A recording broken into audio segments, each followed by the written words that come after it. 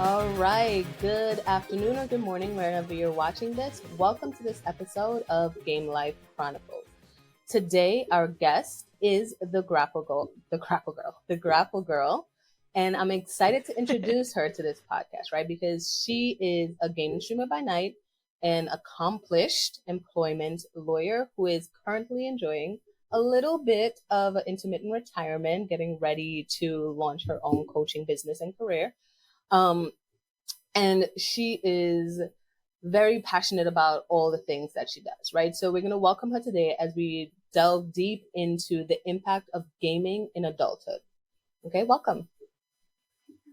Thanks for having me. I'm Of so happy to be here. course, it's going to be a nice one. All right. So every time I do this, I want to start by seeing what your personal gaming journey has been like, right?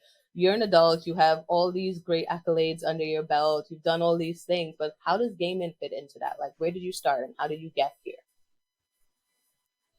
That's such a good question. I think it's interesting as elder millennials, we were kind of raised with video games. It's been in existence our whole lives, unlike social media, for example, right? Gaming has always been there. I come from a family where my parents had me pretty young. My mom's only 21 years older than me. So she literally was 21 when she had me. And she was actually a gamer, which is pretty surprising. I always grew up with a gaming system. So I remember having like original Nintendo and Sega Genesis and the evolution of those gaming services. And my mom, so basically, my parents both took civil service exams in New York City. That's where I'm from. And the deal was whoever got the best job off of those civil service exams was going to be the one working, and the other one was going to stay at home and raise me and my sister. We didn't have much of like family support growing up. We grew up in the Bronx. We were kind of poor growing up. Poor, I mean, like, lower middle class, which was, enough to get by. But I shared a room with my sister my whole life. We lived in tiny apartments. We moved around a lot in the Bronx. So my mom, of course, she's the smart one in the family. I like to think I get my brains from her. She scored the highest on the civil service exam out of her and my dad, and she scored pretty highly. She became a New York City police officer. Mind you, she's this white woman my size, and she was assigned and did 20 years of service in the South Bronx when the Bronx was burning in the Impressive. 80s. She's one of two female police officers in her precinct in the Wow. South Bronx.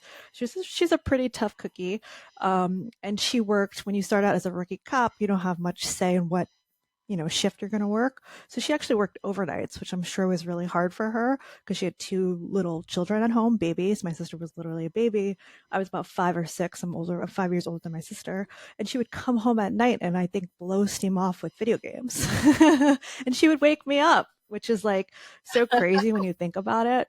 But she would come home 1, 2 in the morning, wake me up and be like, hey, do you want to play Nintendo? Do you want to play Miss Pac-Man, which was like our game, our passion You were like game. 5'6"? And so I'd be up for yeah, 5 or 6, like I was a baby, and throughout, as I got older, that would be like our routine. And it was nice because it was like the only time I had one-on-one time with my mom, because I have a little sister who was a baby. And my mom worked, during the day, when after school she'd be at work, right? So it was just like this precious time of me and my mom.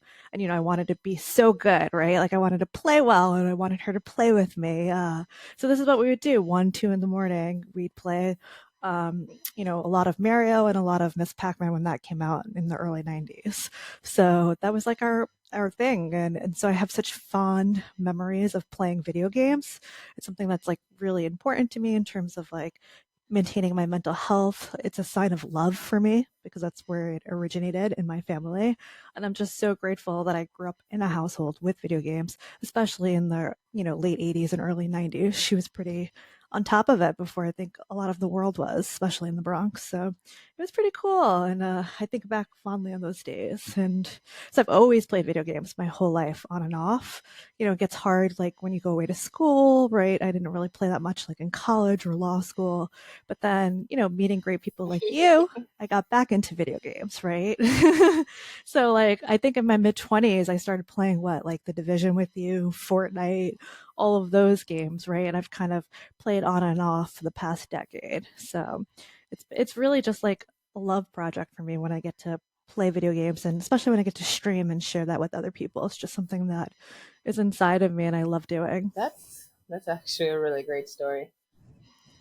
It's a It's long no, but it's story, really but impressive, especially like your mom waking you up to play the games. That's such a bonding experience. I don't know how I didn't fall asleep during school. And I was like a straight A student, honor roll. Like, I just didn't want to do anything that messed up my gaming time, my Yeah, mom. Like that was like number one thing that mattered to me growing up. So, and it's nice to see that people still have that connection with video games. It's really a love language, right? And a lot of families play together. And it's nice for us to do it as streamers to kind of give back to the community. that's nice.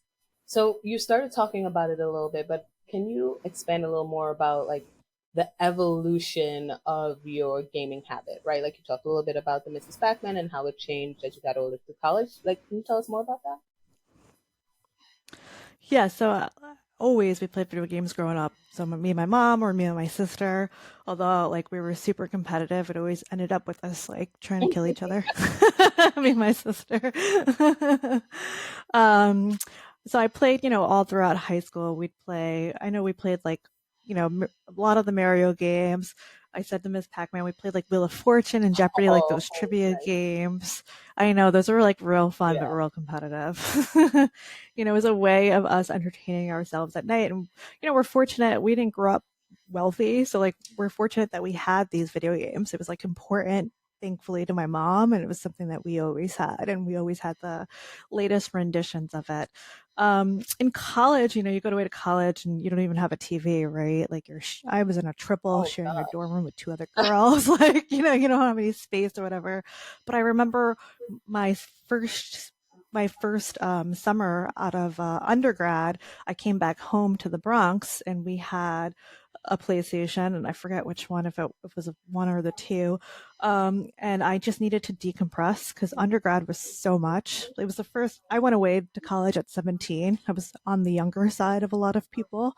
And it was just so jarring being away in college and having that kind of life, right? Especially growing up in such a small, tight knit family and then being thrown out with a bunch of everyone just trying to figure Yeah. out themselves, right? It was just kind of chaotic. And school was hard. I went to an Ivy League school, so that was also hard.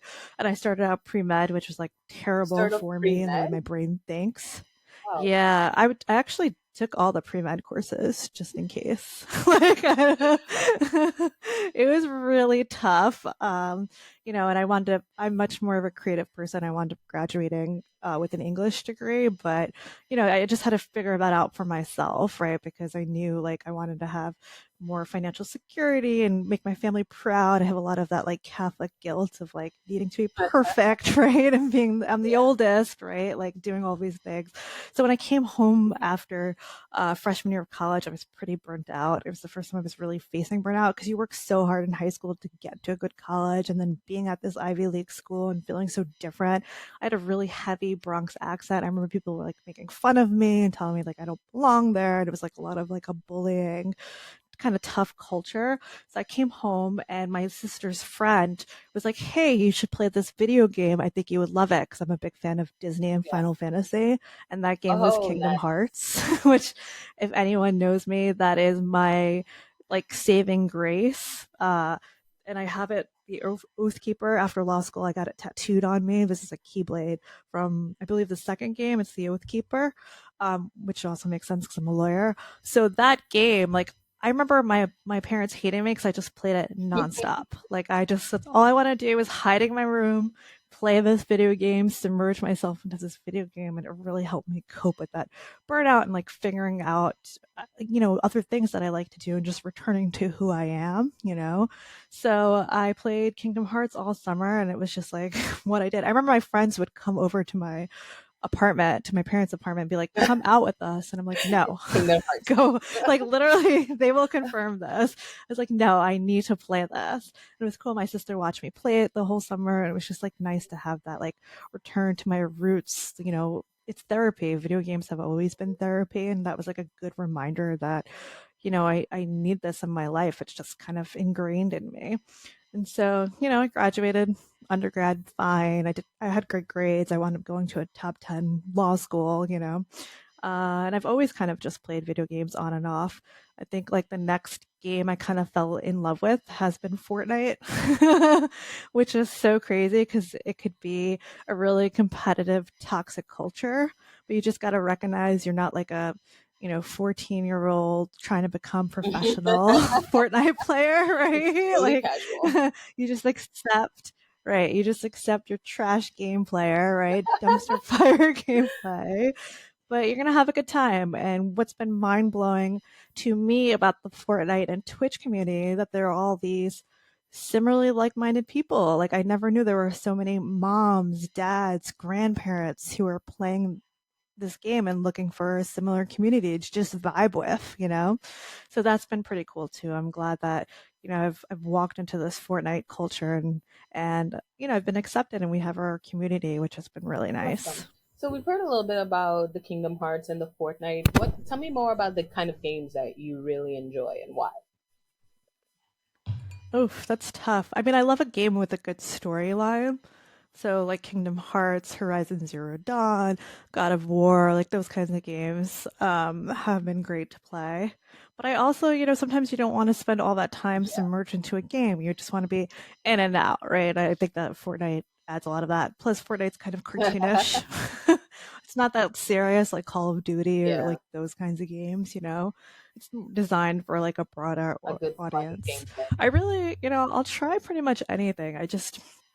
I don't like when it's too involved, as you know.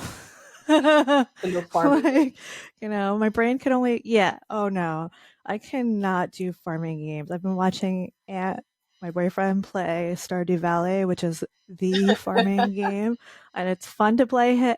It's fun to watch him, but he'll be like so exasperated from farming 400 logs of wood and having to feed the chickens and build his house bigger. Like, no, I A whole can't. different life. No, I need like a purpose. Yeah, I'm not a farmer at all. I like an action-packed game. I like a good storyline, or I like anything that will bring a community in and watch, and hang out and play with me. It's kind of fun to play community games. I think I want to get more Yeah. into that. Okay. So you mentioned, and so how has gaming influenced your relationship with like families and friends? Yeah, I mean, gaming has always been a part of, my family in terms of my mom, me, and my sister. And I think for me, it's non-negotiable. I need someone who understands that gaming is therapy and supports me on that. I've been really lucky to date someone for the past 11 years who wholeheartedly will support me in every crazy adventure I do. And I have always played video games together. It could be tough because we play very Yeah. differently. We have different gaming styles. I think our strongest points are when we watch each other play like some RPG or, I've watched him play like the whole God of War series. He played the whole Zelda series. He plays a lot of the newer Mario games like Paper Mario or Super Mario Odyssey. It's fun to just like watch. And he's been very supportive in my gaming world where he'll watch me play Fortnite and he'll come into the stream and hang out, make sure I'm fed because I'll stream for like 6 hours and forget to eat. So it's been nice. And I've been watching him at night play Stardew. So I'll go. So I think the part, like the big takeaway is just like making it some sort of like joint activity, even if we're both not playing, being supportive of each other in whatever game that may be. And so you mentioned it a couple of times. So do you participate in any gaming communities or events, either online or in person, that like help get you deeper into this world? That's a good question. I mean, I never thought I'd become a streamer, right? I became a streamer because of you. Yeah, for You sure. started streaming, and then like I know, and then I started streaming, and we've created this B team community of other moms and dads and amazing people who are into gaming and streaming, and the vibe is right. Right? Like we all just get along, and it's been a great community. I can't believe our Discord's close to like 100 people already, and we just started this year in 2024. That's crazy. So I think that's like a big community aspect. I also do like Comic Con every year, although that's just like more like fun, right? I don't go into it for gaming purposes, but it's fun to just be like a part of this larger community. Maybe one year we'll do TwitchCon. Hey, We'll TwitchCon, go. let's go. Maybe one year. But that's pretty much it. I mean, I think like streaming, right? And not just me streaming, it's also me hanging out in streamers' pages that I love too, right? I spend a lot more time just hanging out in other people's pages, right, than I do streaming. And I think that's like really important, right? Because you have to generally like the people that you're hanging out with. So I think you need like real connections. You can't just hope that people are going to come hang out with you when they don't even know you. So you're building those kinds of relationships every day. So I feel like too with our community, we have the same people who will like start in a stream at 7 or 8 a.m. and then we end at 10 p.m. In a stream, right? Like we're just like following each other from stream to stream. And like, how lucky are we to be Yeah, able to do that, right? To have such a supportive community. half I the love people that. don't sleep. Yeah. I usually fall asleep to either your stream or Russell Royale stream. So it's Yeah, kind of nice to have love that that, community. and it puts me right to bed, guys. I love Oh man, oh man. Okay, so again, you did start talking little bit about it, but I want to delve a little deeper into gaming and mental health, right? So let's discuss a little more about the impact of gaming on your mental health and your well-being, right? Do you think gaming has had a positive or negative effect on your mental health? I think it could be both, but I would say it's definitely a positive aspect to my mental health, the way I know how to handle gaming. I mean, listen, I think we've all been in those places where we're gaming around the clock. Like when I was playing the Division, I probably was, or especially the Division 2. I think I Oh was yeah, playing like around the clock all night, like just, you could become a shell of yourself because you're just not sleeping or eating, right? You become addicted to games. I think there's definitely an aspect of that. But I think when you have like a healthy grasp of, especially now, setting a schedule, this is when I'm going to be gaming, mentally prepare for that, make sure I'm sleeping well fed, well hydrated. I think gaming can be like a beautiful thing, and it's something that's been in my life forever. Like I really feel like it's a part of my DNA. I can't imagine not gaming. So it's something that I lean heavily on in terms of tuning out the day, just being present, focusing on the task I'm doing in the game, and just being in the moment and enjoying it. It really helps me be in that kind of mental space. yes. And then how do you manage screen time and ensure that it doesn't affect your physical or mental well-being? Yeah, for me, I think it's important to have a schedule of when I'll be gaming, especially now when I don't have a strict work schedule and I'm trying to launch my own businesses. I need to make sure I'm not just loading up my free time with gaming. So easy to do. Like I need to get other things done. Exactly. And it's the thing that I would rather be doing, right? Like I'd rather just, game, get on a stream, hang out, but I need to get things done in my life. So I think for me, it's just having a schedule. I didn't have a schedule when I first started streaming and I was probably streaming every day. But I think that was just like way too much for me. I needed to like clawed back, right? So having a schedule, trying to stick to it. But I think it's harder when you're younger. Like all you want to do is play Yeah. video games, right? I think also just like the aging process and getting older and knowing what you need kind of helps with that. And what your end goals are. Like some people do want to be professional streamers.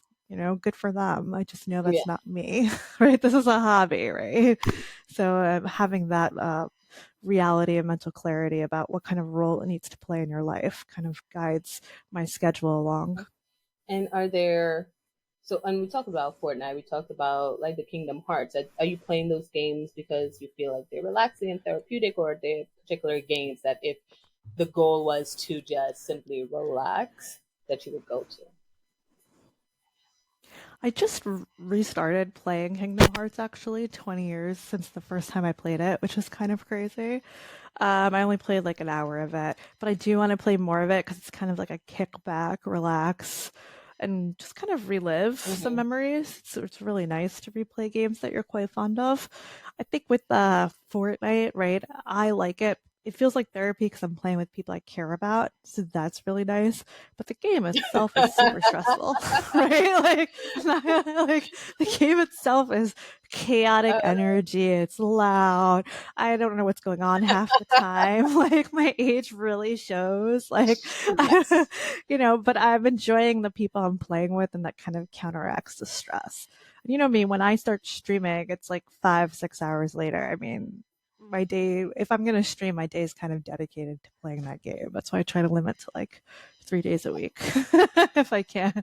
I need to call back. But yeah, it's a little bit of relaxing, but it's a little bit of chaotic stress. I think if I really want to unwind, I'll just watch Hmm. Anthony play. That's the way, and I usually do that like at night, right? Or I'll watch other streamers play. So I'm not going to be I can't game and then go to bed. And after when I stream too, I'll end around 10:30 at night.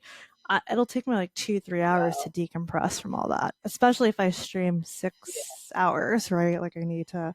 So I'll watch other people stream or I'll watch Anthony play some Stardew. And then relax. I'll put me right to sleep. Yeah. So like if I'm going to relax, that's probably not me playing. I'm watching other people.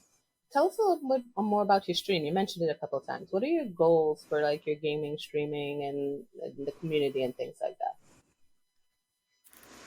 Well, that's a good question. I never thought I would stream, right?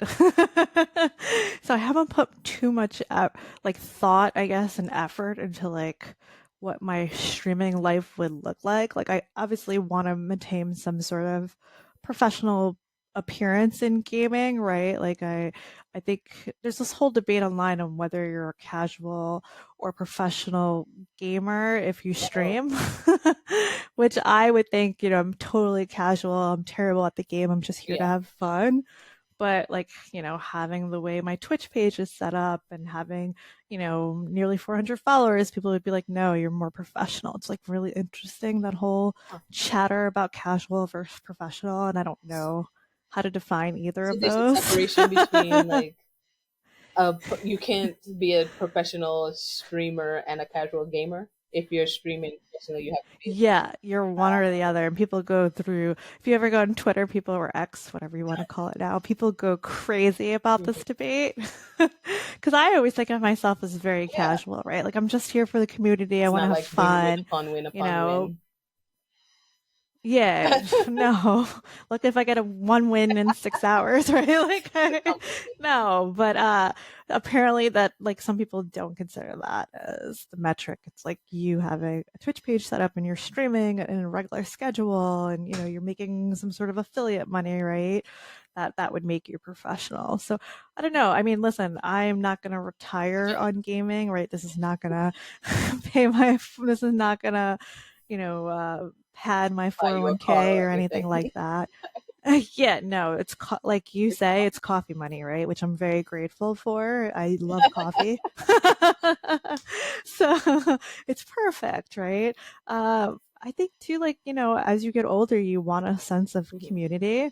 And my community life has changed throughout life, right? Like when you're a kid, it's like whoever you're physically near, especially because we grew up before social Yeah, media. So it literally was like you're playing with kids from school on your block. You didn't really have a network outside of that. And then, in college, it's your college friends, and same thing with, law school, it was like law school friends. But then once you hit like late 20s, early 30s, now I'm in my late 30s, what does that sense of community look like? And it's changed for me. I used to be really into Brazilian Jiu Jitsu 10 years ago, right? That was like my community. I would compete, like that was my life. And that's changed, right? I don't want to do yeah. that anymore. I'm looking for something more comfy and cozy. So I think now, my next hobby, my next sense of community has been gaming. I mean, I only started gaming or streaming rather in Yeah, January of 2024.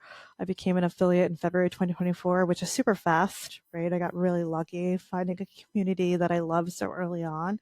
I've only been doing this for, 7 months, 6 months. So it's still new, but I would love for it to be something that I do. It has a constant presence in my life, and I'll continue to do it into my 40s and hopefully longer. And I think Fortnite's not going yeah. anywhere. It's getting bigger. If anything, it's yeah. If anything, it's trying to become, even more bigger and more important in everyone's lives, not just like kids or people in their early 20s. I feel like it also caters to an older community. So it'd be cool to be into that, right? And I can't wait for like you and so many people I know who have kids. Soon those kids will be playing, you know? Like it's just kind of crazy and fun and exciting to think what Fortnite's going to look for us in 5 to 10 years, right? So hopefully, I'll stick around with the streaming, but I guess we'll see. See, and you sort of let us into the next question, right? Like the future of gaming, right? You're a casual gamer, but you've been gaming for so long with so many people in your life. Like looking ahead, what are your thoughts on the future of gaming, right? Like what are the trends or developments in the gaming industry that you're most excited about, if you've thought about it? It's, yeah, I have a little bit because it seems to be like a really weird time in gaming. Like we all just a few years ago, we were all trying to get the new PlayStation. I've always been a Yeah, PlayStation girly, and it was so hard to get, and it was such a big, you had to like plan how to get it, right? Like signing up on Best Buy rewards and checking out the tracking emails when it was Twitters and launched, and yeah, checking. It was just chaos, right? And we got the PlayStation, great, and there were some great games on it, like God of War, for Horizon. example. But there's been such a yeah, Horizon Zero Dawn, which I love. I love the series. I can't wait for the Legos version to come out. Um, but then like now what, right? Like there's been such a lull in new and exciting video games. So, I haven't touched the PlayStation in so long since I started streaming on Yeah. PC. So it's been like 6, 7 months I haven't even touched the PlayStation, which is shocking for someone like me. So I don't know. It seems like a really weird time for like RPGs and those kind of video games. It seems that there's been a great pull with Fortnite because it's on every system. You could collaborate with anyone. Streaming seems to be going strong. But even Fortnite people are like, I hate this game, right? Like it's a weird time for video games right now.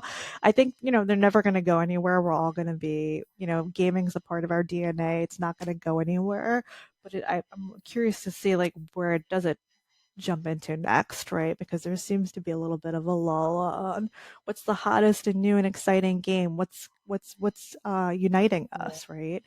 I haven't seen anything the way like I think 10 years ago seemed to be a little bit of like a gilded period for gaming. I mean, I was really into the Division and the Division 2, right? There were like discords and you had to unite together to beat like parts of the game. And Fortnite had just came out, right? Like 2015, 2016 or so. I forget, 2017 maybe? It was around there, right? Fortnite comes out and that takes over. And it's just a really exciting and fun time to be playing video games. And now I don't know if it's my age and I'm not in the know, but I feel like there's nothing really drawing Yeah. people to a certain game right now. I don't see chatter on something.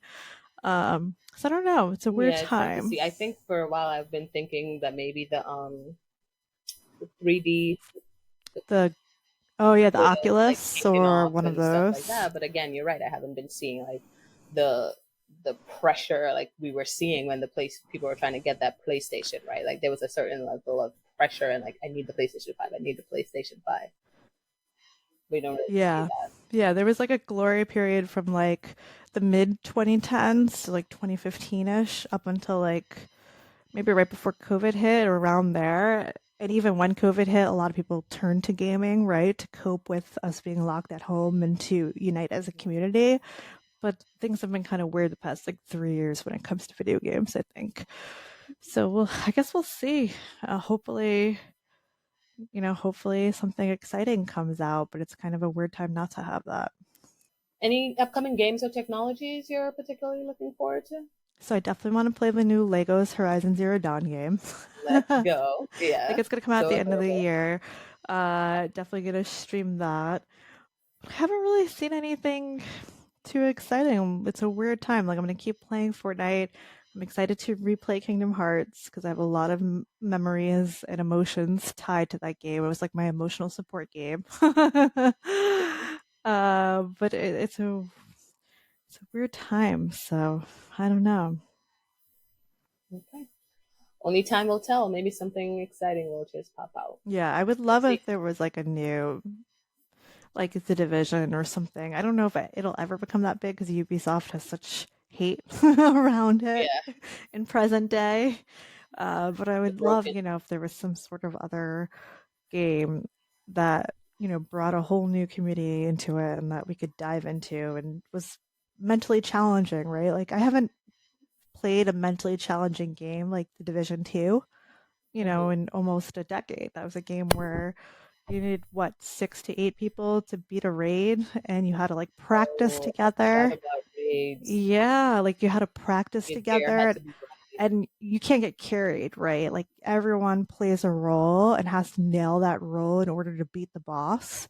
Medic. Yeah. And I remember we had a Discord, as you know, there was two. We were like in a general one and then we had an all-female one and we were the first all-female group to beat the raid, which was like super fun. We got a shout out from Ubisoft.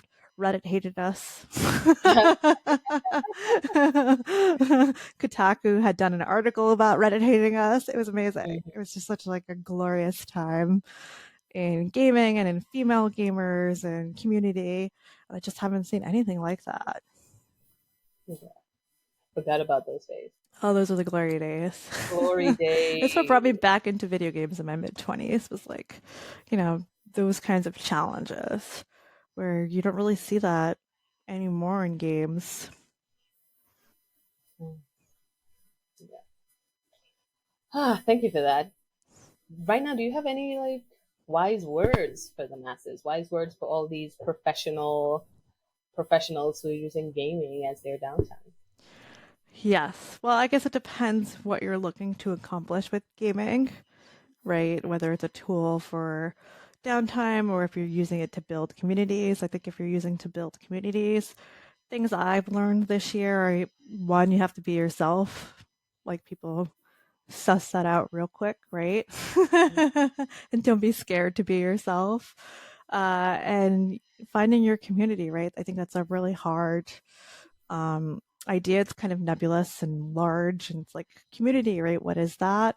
And I think the only way to really do that is to network. I know a lot of people just go into Discords being like self promote, come into my stream, but it's like you need to build and develop those relationships first, right? Like people aren't just gonna pop into your stream. Although it does happen every now and then, right? You get a cool Yeah, raid or whatever.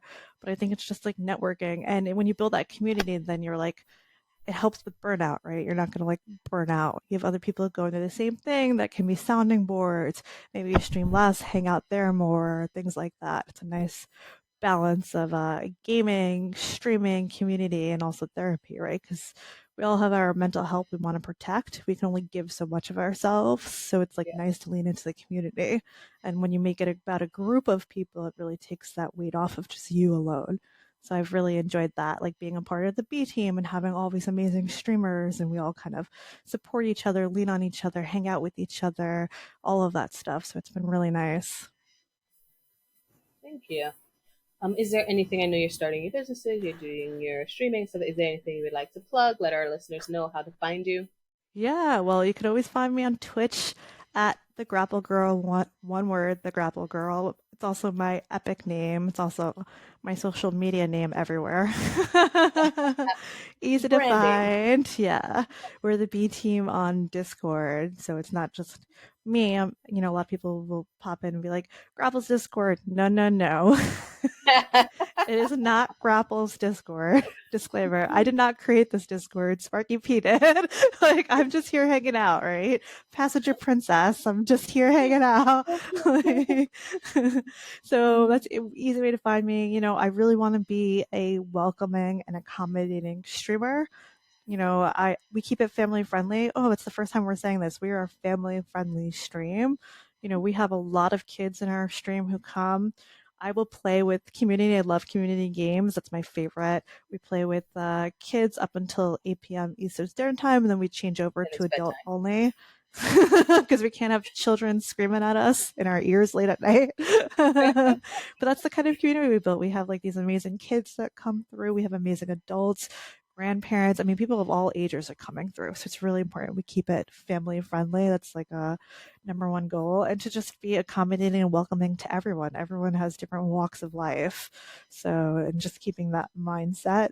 And every day I try to remember that, and bring that into the stream to make it comfortable for everyone. I'm not gonna lie though, I'm a loud person. As much as I would love to have a comfy, cozy stream, like that's the aesthetic I strive for, I've realized that I'm just like a chaotic, loud, energetic person. Grab the screen. Grapple screams, like literally one of our fellow B team members, Norrin Red Surfer, has the Grapple Girl redeems on his channel. It's just me screaming. It's not just one scream, it's a compilation of me screaming. It happens so often. Fun fact, Sparky P's redeems are animal sounds. That's just who we are. We're weird people. We're loud. We're energetic. Like we're not scared to show our personalities, and I love that. I love that for us because these are the people who have associations with us, and they're positive, and they are what they are. Take it or Also, leave I didn't know this was so controversial, but apparently people hate. There are certain people who hate when you eat on stream. I'm sorry. I'm a girly who eats all day long. If you're not it. into mukbang, this is not for you. I've recently encountered a lot of Twitter/X posts about eating on stream. It's a very controversial topic, apparently. Really? Yeah. I've had my own controversy surrounding it. Like I don't a girl gotta eat, okay? So You're streaming for 12 hours. You got to eat at some point. exactly. What do you want me to do? And half the time I'm forgetting. It's literally Anthony bringing me a plate of food, being like, "You need to eat lunch, snacks, dinner. Like, eat this, please." So, that's just kind of the stream. So we're largely I play Fortnite. It's a Fortnite community. I am slowly delving into some other games, but I mean, I think I'll always be a Fortnite girly. It's brought so much into my life. It's short, I'm kind of ADHD, so it's short. You get in, you get out. It's chaotic. You get to the new one, right? And it's great too for community because you could go through a queue, right? Sometimes our Yeah. queues could be pretty crazy. We're trying to get a lot of people in. We'll play with anyone. You just got to keep it family friendly. So our doors are open. Come on through. We're ready to hang out with you, play with you, lurk, whatever. I do not care what you want to do in my stream as long as you keep it family friendly. Some people are so against lurkers. I'm like, why? They're the backbone of Twitch. Like, They I love really are. lurkers. Come through, They hang really out. are. They're our favorites. Exactly. Like, I don't know. We love you. And then on a All right. personal level, I guess I should talk about that journey real quick. Yeah, So absolutely. I realize I haven't talked about anything like that, but I'm getting ready. Well, I should backtrack. I'm an employment lawyer. I have been for 12 years. I've spent my career advising employers, businesses on legal issues, best practices. I'm also a litigator. I've been to court, hundreds of times. I've decided I took a step back from my job that I had just through, general burnout and just really visioning a different life for me. I'm getting tired of working for other people. I want to be in charge of my time, my freedom. So I took a step back and I kind of did a little bit of intermittent retirement this summer, which has been amazing. Like, I know it's such a luxury and privilege, and I mean that. It is a luxury and privilege to take 2 months off from a job and get to travel and focus on other passions like streaming and really developing my own businesses, which I'm about to launch. So I'm super excited for that. And, who knows where this world may take me. Just kind of listening to the vibes and seeing where it takes me. But I'll be launching an employee life coaching business, a career coaching business. So any questions you might have about dealing with your employer, about wanting to manage up or down, about getting a raise, applying for new jobs, dealing with a nasty boomer who's always putting you down based on your age, anything like that. I've been on the employer side of all those questions and issues. I'm ready to help employees kind of get back their life and their time and deal with these issues in a very simple way. I'm here to listen. So I'm launching my business. It's called That Work Girl. It's going to be thatworkgirl.com. So you could come in, set up an appointment with me, obviously for a fee, but I will be doing 15-minute free consultations. So, come in, come talk to me, let me know what the issues are. Everyone defines success differently. Some people want to be at the top of the corporate ladder. Some people are trying not to work at all. I get it. Everyone has a different idea of what success is. I'm here to help you reach those goals. So I'm launching that business, that work girl. I'll also be a lawyer. I'm always a lawyer. That work girl is not legal in any way. It's just informational. It's just career coaching. But I'll also have a side business of being a lawyer, and I want to help employees with actual legal issues against employers. I've spent my life helping employers, but I feel like it's time for a change. I want to help the people, right? So let me help you. I'll be launching my law firm as well, and so I can help you with all of your employment legal issues as well. A lot of things happening. So thank you for joining us today. And to our listeners, thanks for tuning in. Don't forget to Yeah. like, subscribe, and share. And stay tuned for our next episode. We'll continue exploring the impact of gaming on our lives.